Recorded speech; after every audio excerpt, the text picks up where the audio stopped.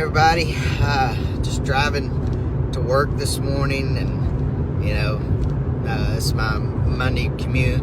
Got like an hour and a half drive, and I always just try to spend this time just talking to the Lord and just kind of thinking about what He's done and seeking Him for what He's going to do this week. And I was thinking about the importance of the presence of God, and knowing the power that comes with that. I was thinking about it, and I thought, it's kind of like when you write a check.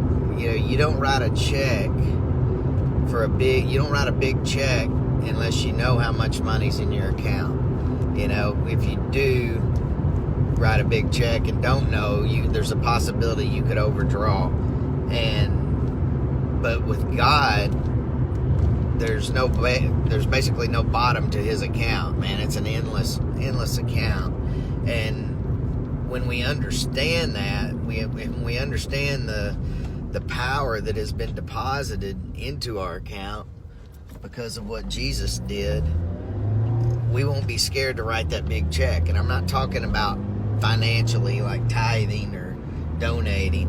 I'm talking about prayer. We won't be scared to pray for somebody who has a brain tumor. We won't be scared to pray for someone who has cancer. We won't be scared to pray for someone with a broken leg. When we understand what's in our account, we'll be excited about writing a big check. Just as if you had $1 million in your account and you wanted a new truck, you go down and you just cut the check because you know the money's there. And it's the same way with God. And that's why it's so important for us to host the presence of God within us. That's what's so good about our covenant versus the old covenant. In the old covenant, the presence of God was in the ark of the covenant, and it would rest with people, but it wasn't in people yet. And when David was bringing the ark back, they were bringing it back on ox, and one of the ox stumbled, and the ark, looked like it was going to go down, and one of David's servants put his hand on it just to steady it, and he died because of that, because you couldn't touch the presence of God.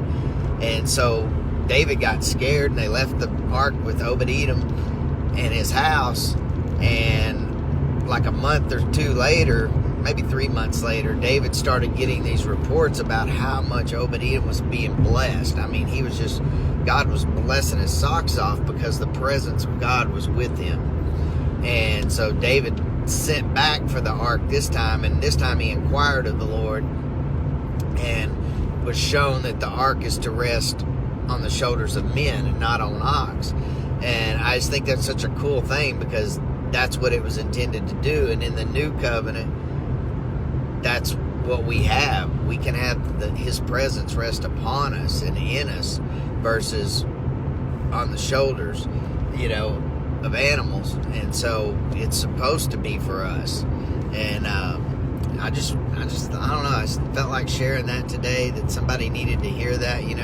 Don't be scared when you see a need, when somebody needs prayer for something, man. Step out and write that check. And